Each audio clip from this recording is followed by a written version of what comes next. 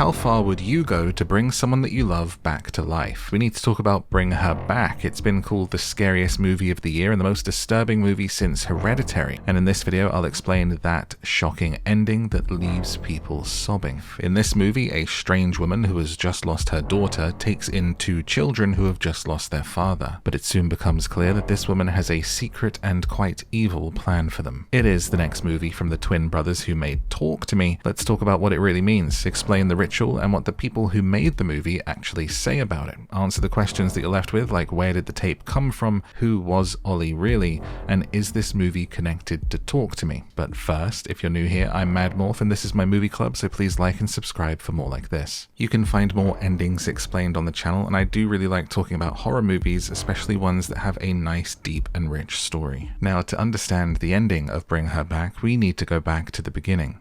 The movie opens with an unknown group filming a strange and disturbing videotape. We see a white circle on the ground and the group making the tape as they, and I word it like this for the filter here, put a rope around a woman and lift her into the air in a way that she can't breathe. There is another woman there with a strange marking on her face, and the movie begins. It is a harrowing cold open that stays disturbing with and without the context that comes later. This will all be explained. We are then introduced to Piper and Andy. Piper is visually impaired and can only see shapes and light. We see her try to make some friends and strike up a conversation with some girls at a bus stop before Andy arrives to take her home. Here's what's important with this scene. He sees the girls mocking his sister and her disability, but when Piper asks, "They didn't like me, did they?" he reassures her and tells her a lie. He says, "They did like you, and they were nice girls." He doesn't tell her what really happened, and it's a running theme throughout the story. Andy is Piper's protector, her guardian. He often does this by lying to her and shielding her from what she can't see. He doesn't want her to see how nasty the world is. This will be very important later. We cut to them at home and they're rushing to open the bathroom door of their house together because their dad isn't answering from the shower. Andy's able to open the door using a trick with a knife and they find their dad on the floor. He's got sick down his front and is laying on his back. He's gone. We can hear Piper saying he just finished chemo, he was supposed to be better. The father is taken out in a bag on a stretcher, and the men struggle to get the stretcher's wheel over and out the door, banging the wheels a few times back and forth to get it over and out. More on the significance of that later. We cut to the kids in a carer's office where they're going to be rehomed. Piper will be fostered by a woman named Laura and Andy will be put into a supervised unit. They'll be split up. But Andy insists he does not want to leave his sister with a stranger. He's 18 in 3 months and will apply to be her guardian, so it's just temporary. Wendy, who is the woman helping them here, says that Laura has had issues with troubled kids in the past, which confuses Piper. She doesn't think of Andy as a troubled kid, and she says the word grapefruit. Grapefruit will appear multiple times through the movie. It seems to be a code word for the kids as a way of saying, tell me the truth, and if someone says it, you have to tell them, or affirming what you're saying to be true, almost like saying, I swear, or I swear on it. So hearing grapefruit, Andy confesses that yes, he got into trouble when he was younger, but it was a long time ago. Wendy agrees to check with Laura if she'll take them both. We then see Andy and Piper leaving their family home whilst Andy joins her laying under her bed and they hear a plane fly over. Andy says, "Hear that? That's Dad going to heaven." She tells him to shut up, but he says, "No, that's what happens. You don't get burned or buried, you just catch a plane." Piper shares that she's worried about things not smelling like her father. The clothes have been washed and she's missing him. So Andy suggests taking Dad's pillow as that hasn't been washed yet, and we cut to her hugging it in the car. A core theme of this story is about not letting go, holding on to things and parts of people that have passed. It's fully on display here in this scene in a poignant and powerful way. Thinking of someone who is mostly blind, how much more impactful the sense of smell would be. It would almost be like they were there with you. But everything is about to change for these two. As they pull into the foster mum's area, Andy bumps the car up onto a garden wall, and the wing mirror falls off his car. This can also be seen as a callback to the dad on the stretcher not getting out of the doorway. These bumps and obstacles are to do with crossing thresholds. They get out of the car and the camera pans back, showing them through an ornament that is circular. As they then literally cross a threshold, stepping over a painted white line on the floor, which is also revealed to be a circle later. You can only see a glimpse of it in this scene, but essentially the car crashed right before they reached the white circle, and they had to then get out and cross over it themselves. This is significant. They go into their new home, and Laura is playing very loud music, and the camera here has a beautiful way of showing us how Piper sees things. We are behind her in the camera and following her, feeling her way along the wall with her hand into her new surroundings. Her hand is very clear and is in focus, but beyond that we only see blurry colors, shapes, and light. It is a beautiful way of showing us the way that Piper sees the world without having to outwardly state it or do a cheesy POV shot. They are welcomed in by Laura and she treats them in a way that gives you the idea that she's only interested in Piper. She says, "You're Piper," but doesn't remember Andy's name. She says, "Let's take a photo," but makes it so she's covering Andy's face and it's just her and Piper.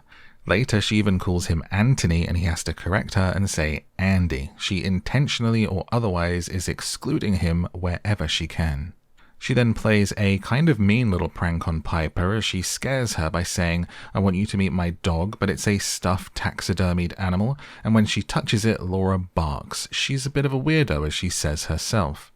This, however, does have important symbolism, another clear sign of her being unable to let things go. To be unable to move on from grief, another core theme of this movie, as they then find out that Laura had a blind daughter who drowned. They then meet a little boy called Ollie hanging out in a dry pool and struggling with a cat. He has the same mark under his eye as the woman at the beginning, and Laura says that he's another troubled kid that she's taking care of, and that he doesn't speak. We later see Andy telling another white lie, saying Ollie is cute and is smiling at her when the boy is just staring creepily. She asks what color is his hair, and Laura interjects saying red and curly. This seems to concern Andy, as Ollie does not have any hair at all. He's got a buzz cut, and there are two things going on here. First of all is that Andy's lies are to protect Piper from the world. He does not lie to her for any reason or to trick her. It is to make things nice for her and to keep her happy. He is her shield. To him, this lie about the hair is totally unnecessary and feels slightly mean. There was no need to lie about him having hair or its color, so why do it? That will become clear later. The days pass with Andy working out and lifting weights. Piper is living in Laura's past daughter's room and explores it with her hands as Laura watches on creepily. Laura later scrolls the weather app on her phone, seeing whether it's going to rain, and at nighttime we see Laura watching that strange videotape from the start of the movie. Now, why would this lovely foster mum be watching such a terrifying tape? We see Laura mark a line with white paint in the swimming pool and look up to the sky. There's all these wonderfully weird little things going on that make you really start to think what's going on in this movie. If you're not familiar with it, your mind starts to go to all of these places and think all of these horrific things, but all of this will make perfect sense later. Andy wakes up dazed and covered in drool and has wet his pants in the night, so he washes them secretly and tries to take a shower. This is when we're first introduced to the idea that he is traumatized by the running shower and unable to do so, having a flashback to Piper giving their father mouth to mouth on the shower floor. Laura claims that the other child in the house, Ollie, is another kid going through a troubled time who she's taken care of. She locks him in her room while the others go to their father's funeral. Here's why this scene is important. It's an open casket and Piper asks how the dad looks. Andy says, yeah, he looks good, but he's refusing to look at him. He can't bring himself to look down into the coffin. She even says the magic word, grapefruit, and he lies to her and says, yeah, he looks good. Another sign of how these characters don't cope well with grief in this movie, and this is Andy's way of dealing with it, is to avoid it. The foster mum is here and she's rocking a purple cardigan, which is mad disrespectful at a funeral, and when everyone is gone, she cuts a lock of the dad's hair.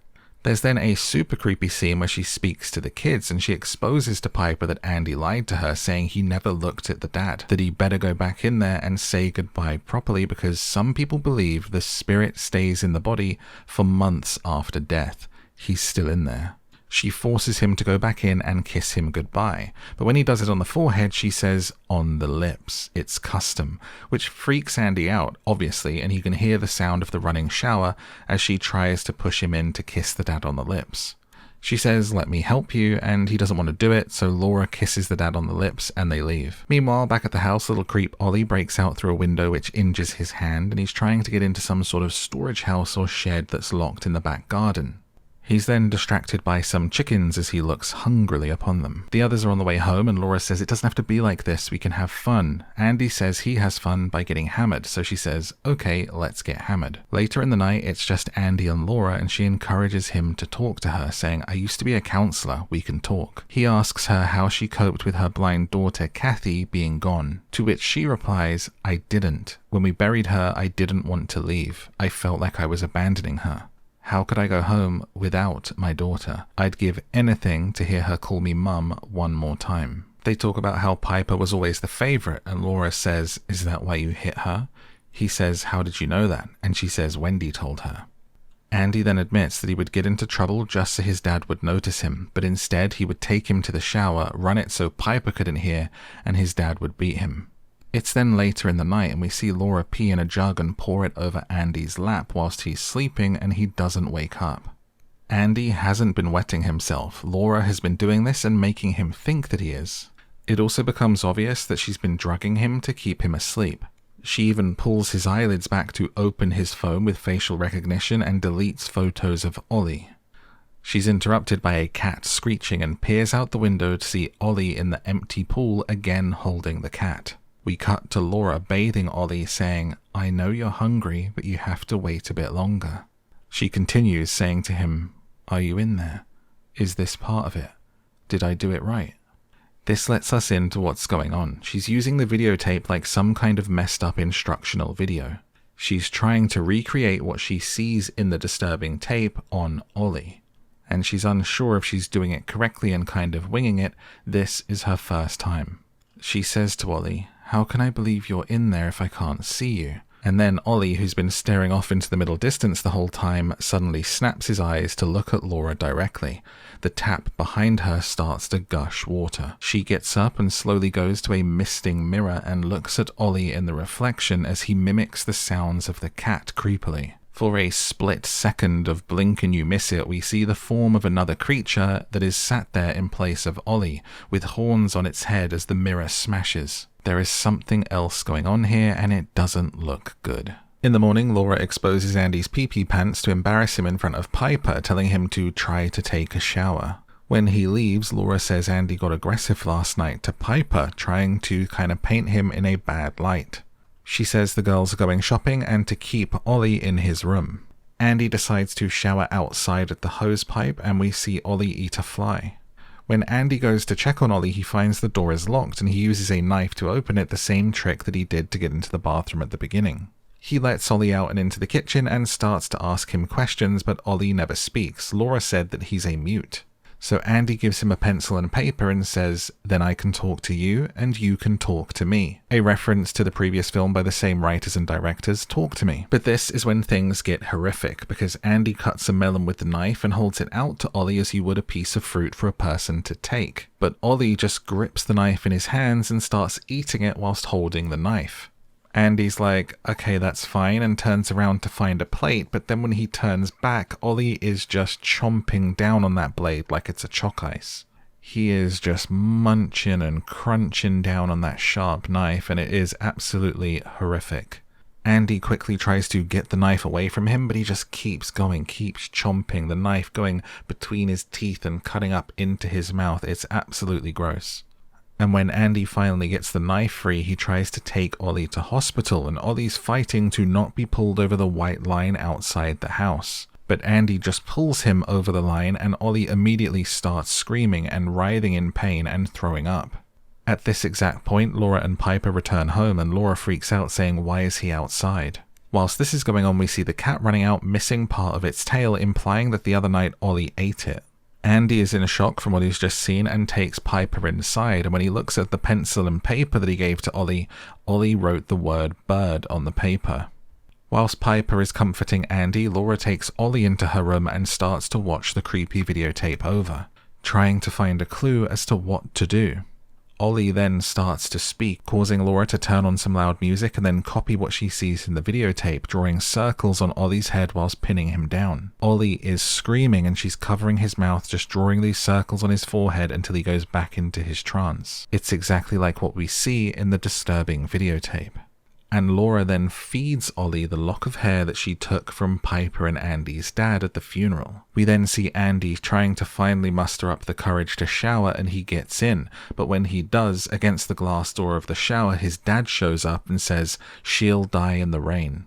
When Andy tries to run away, he slips on the wet floor and hits his head. He looks up to see his dad looking over him, leaning down, his mouth opening, and for a split second it looks like Ollie, before Andy wakes up in a hospital bed.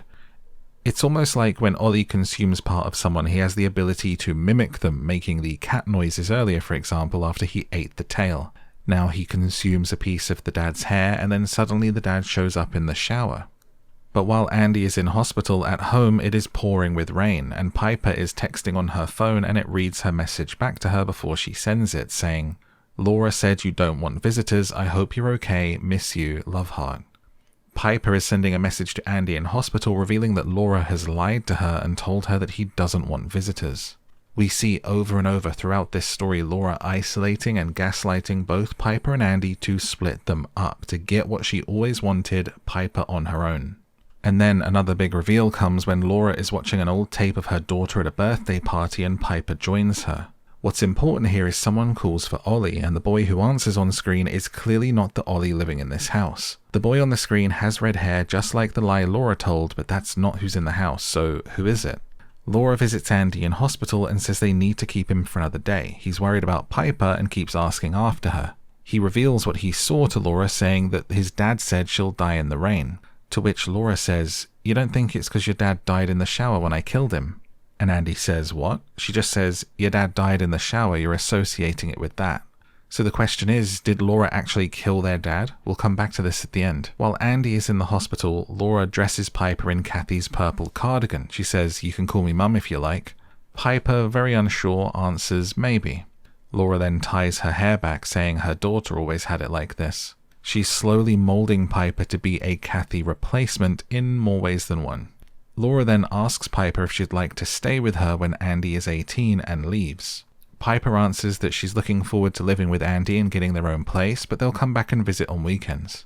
This is a really important scene where Laura is giving Piper a choice, but I can't explain it until we get to the ending. After Piper's answer, Laura says, "I want to show you something else," and she has her feel something cold in a freezer. It's revealed to be Kathy's body, and Laura says it's just meat. Andy is out of hospital and comes home, pumping weight and chugging his water bottle, and passes out. This is how she's been drugging him. Laura watches the creepy tape and we get details of what is going on, a very strange ritual to bring someone back to life. I'll go over the ritual in more detail and if it would have worked at the end, but what we find out is that Laura is planning to have Ollie eat Kathy, who she's keeping in the freezer. She'll also have to kill Piper in the same way that Kathy died, and then Ollie will put the soul of Kathy into Piper in order to bring her back. But what is Ollie and where did he come from? We watch as Laura sprays herself with Andy's body spray to make herself smell like him, and she stands over Piper's bed while she sleeps and punches her in the face. Laura blames it on Andy, who seems to know nothing about it, but Piper says, even though she's unsure, she smelled him. Laura then starts to reveal everything that Andy's told her about the dad hitting him. She's gaslighting him and attacking him, provoking him to attack her. Meanwhile, Ollie is standing outside in the rain and Andy walks over to videotape him as evidence.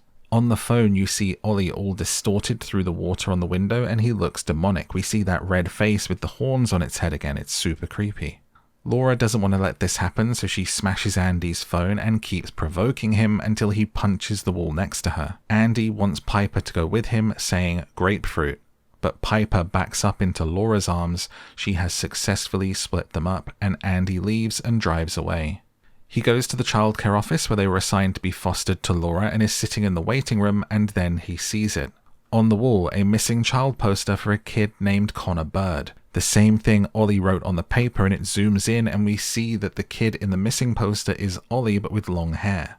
Laura has kidnapped a 10-year-old child and shaved their head. The poster says he was last seen in his bedroom.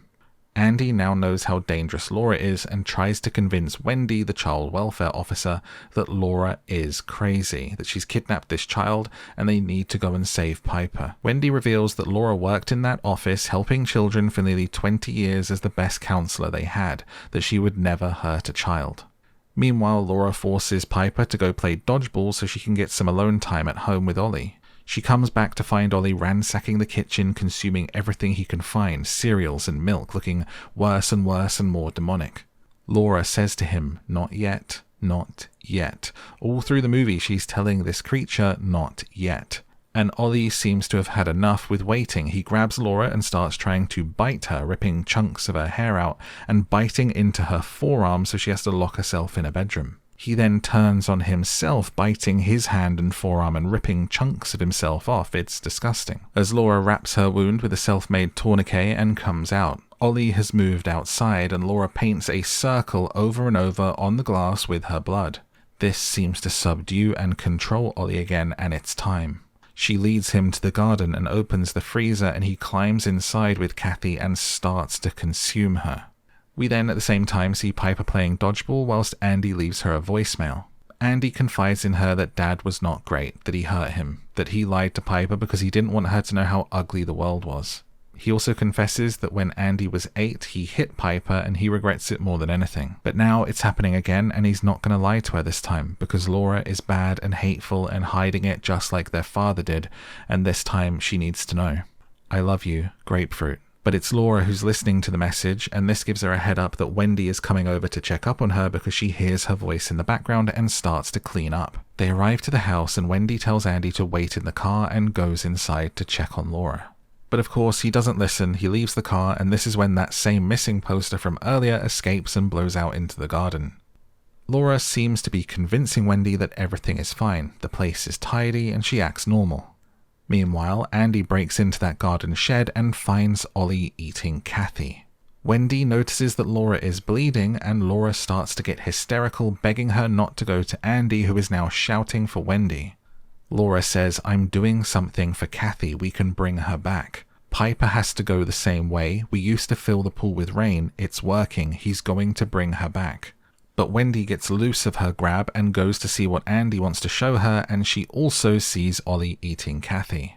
They try to escape and run back to Wendy's car when out of nowhere Laura hits them with her car. Wendy is instantly a goner, but Andy is still alive, and Laura gets out of the car, comes over and slowly turns him face down into a puddle and holds him under the water and drowns him. We then see his body reflected in the broken wing mirror of the car from the crash, a callback to the wing mirror falling off at the beginning when they first arrived. They crashed the car like a boundary before crossing the threshold. It was warning him about his ending and not to cross inside the white circle. Laura picks up Piper from dodgeball and the instructor asks about her eye, but Laura snaps and takes her home. But when they get back to the house, Laura has to go and do something, and Piper hears Andy calling her name and slowly heads upstairs. But it's not Andy, it's Ollie mimicking Andy's voice, having consumed a piece of him. Piper is reaching out and feeling Ollie's head, and Laura says, "Oh, that's just Ollie, Andy's downstairs." She asks what Ollie's hair is like, and Laura repeats her lie from earlier, saying, "Red, thick and curly." As she's trying to lead Piper to where she needs her to be, Piper realizes that she's lying and runs and locks herself in a room. But unknowingly she locks herself in the room with Andy's body and identifies him by feeling the braces in his mouth. In this scene you can also see that Andy is missing fingers, showing that Ollie has been snacking on him, which is how he did the voice. Laura gets into the room and says Andy had an accident, and now I'm going to tell you a secret.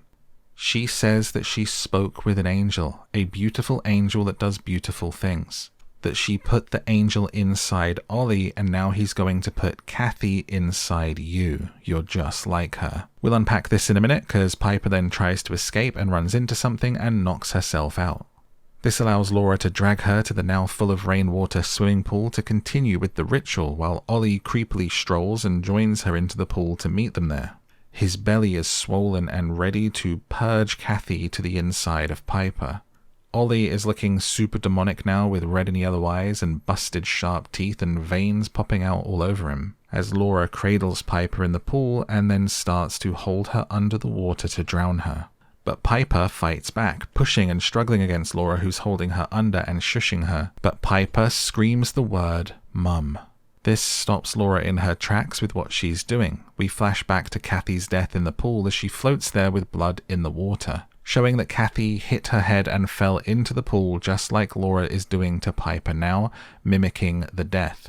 She hugs Piper tight and she pushes her off and leaves the pool. As Piper leaves, the purple cardigan comes off and is left in Laura's arms, a symbol of her shedding the skin of Kathy that she won't become her daughter. But Ollie isn't done and chases after Piper, trying to attack her. So she kicks him in his swollen belly, causing him to throw up on the floor, and all of that goop that was meant to be in her mouth gets spilled out. This allows Piper to run out into the rain and into the road to find help, with a car pulling over, which is assumed to be the person that asked about the eye earlier and someone she knows. As Ollie is is watching on, he looks down at the floor and sees the missing poster of himself, Connor Bird. This seems to break through to him through the demonic possession for long enough for him to walk himself over the white line that encircles the entire house, causing him once again to scream and writhe on the floor. At this point, Laura is defeated, and she goes to the shed and looks at the body of her daughter and digs her fingers into the wound on her arm from earlier having taken off the tourniquet, making the bleeding that much worse. While Piper is driven away to safety by the people that found her, she listens to the voice note that Andy left her, where he says, "I love you, Pipe, grapefruit." She sits in the back of the car crying as she hears a plane flying overhead, symbolizing that Andy has gone to heaven. We cut to the police finding Ollie outside on the floor, and he says, "I'm Connor Bird." It seems that outside of the white circle, the possession is over, and he is now the boy who was kidnapped and has been rescued. And as for Laura, we see her hugging the body of her daughter in the swimming pool as she herself bleeds out. The camera just pans up and slowly away from her as the police torches illuminate her, and we see that the bottom of the pool is patterned with the design of a circle, which her and her daughter are inside of and at the center of. And the movie ends. It is a tragic, disturbing, and sad ending that is staying with people and leaving some viewers in tears, so let's get into it. Let's talk about what this movie's really about. Was there really an angel inside Ollie, and where did Laura get the tape from? I'll tell you what the directors said about the movie themselves, if the tape is real or not, and if the movie is connected to Talk to Me. You'll find out if there's going to be a sequel, did Laura kill the father, and more. But before we jump in, now is a great time to hit that like and subscribe if you haven't already for more film endings explained. Hit subscribe to join the movie club and then jump into the comments and talk with everyone else about what you thought of this film. Did I miss anything that stood out to you? Let everyone know below. So what is the ritual, and does it really work? The ritual consists of 3 steps that we know of on the tape, but there are others that remain a mystery, which I'll talk about after. Step 1 is to mimic the death. The new host body that you want to bring your loved one back in has to meet the end in the same way that they did. So Kathy hit her head and fell in the pool and drowned in rainwater. Laura waits for the pool to fill with rainwater, found a visually impaired replacement, and even though it was unplanned, Piper also whacks her head before Laura tries to drown her. Step 2 is to consume the old body, enough to contain the soul.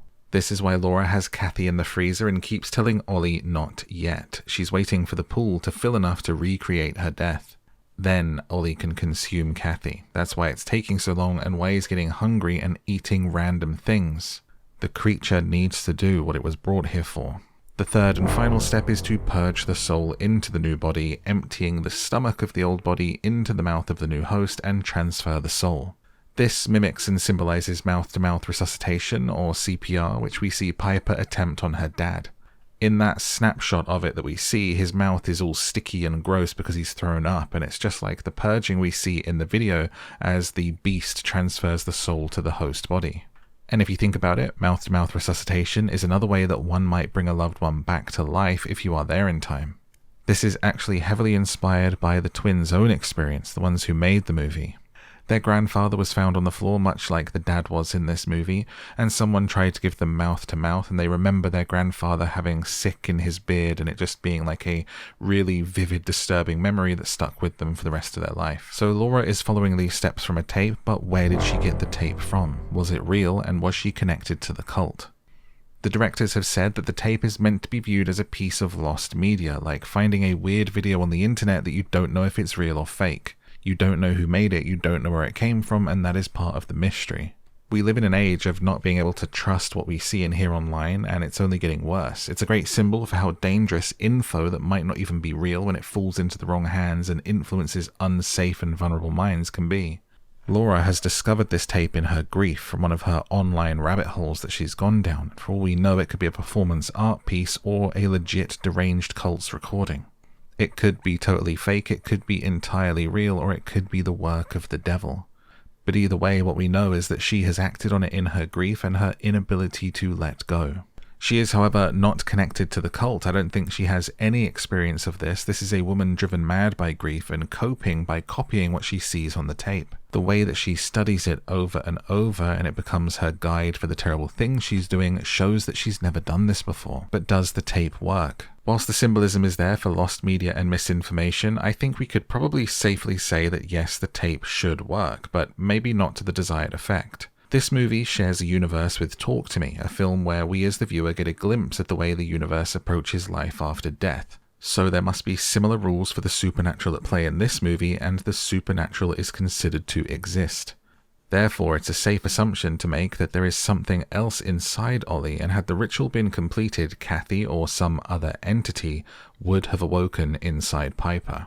The directors have confirmed it's in the same universe as Talk to Me, and say that even a couple of the demons from Talk to Me appear in the videotape at the start.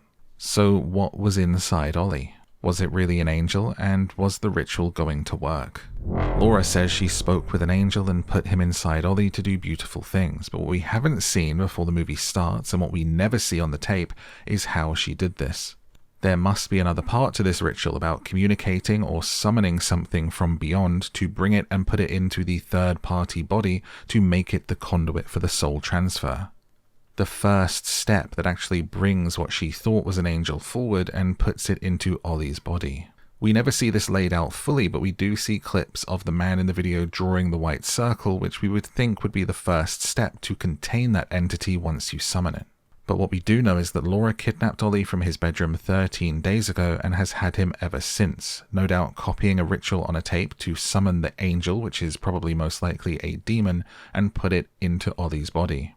Demons often disguise themselves or are confused for angels in stories to deceive humans into doing their bidding, and I think that's what's going on here. This is a hungry, consuming demon that is here to eat souls.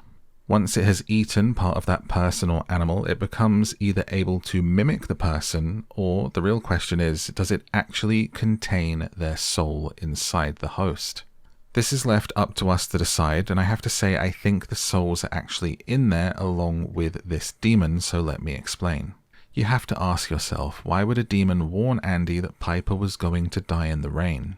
Could the answer be that that wasn't the demon, but actually the soul of Andy's father, wresting control of the vessel to warn his son to protect his favorite child, Piper? It happens right after Ollie is fed the lock of hair from the funeral. I think it's actually a message from the father because it would make no sense for the demon to warn Andy. But wait, I've got more to back this up. When Piper comes home and Andy calls for her upstairs, but it turns out to actually be Ollie, I think this is Andy wresting control of Ollie as a vessel and using the voice to warn Piper. It's because of this that Piper felt Ollie's hair and was able to work out that she was being lied to and tried to run away. I think this is backed up by the fact that the symbolism of the plane and Andy going to heaven happens once Ollie has stepped over the white line and the souls and the demon have left his body. When he's back to just being Connor Bird and not the souls that are inside him. This is the moment when Andy's soul is set free and he catches a plane to heaven. At least that's what I took from the timing of those two scenes.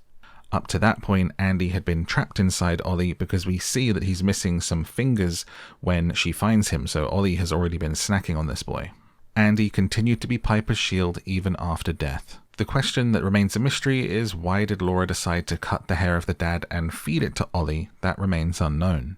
Perhaps she thought the demon needed to be fed souls while she waits for the pool to fill to keep it under control. Like a tiger in a cage, this demon was just hungry. But what is the ritual really for?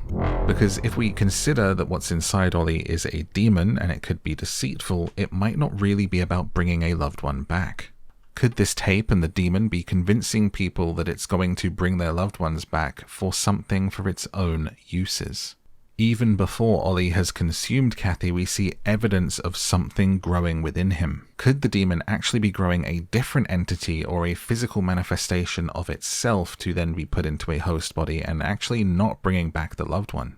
The ritual is never completed, so we'll never know, but what we do know is that the white circle is to keep the demon inside. When the demon steps outside that circle, it leaves the body. It happens twice in the movie. The first time, Laura is able to get Ollie back with the circles on the forehead and regain control. And at the end, he's found and able to speak and remember who he is again. So what do you think? Was it an angel? Was it a demon? And what was the ritual for? Let everyone know what you think in a comment. Did Laura kill Piper and Andy's father? There are two ways to answer this. One side thinks no, in which case it would have been a complete coincidence that a visually impaired girl's father dies, and she's fostered by Laura, the grieving mother of another visually impaired girl who is already in the middle of a ritual to bring her back and looking for a host body. The other side is to say yes, Laura did kill their father.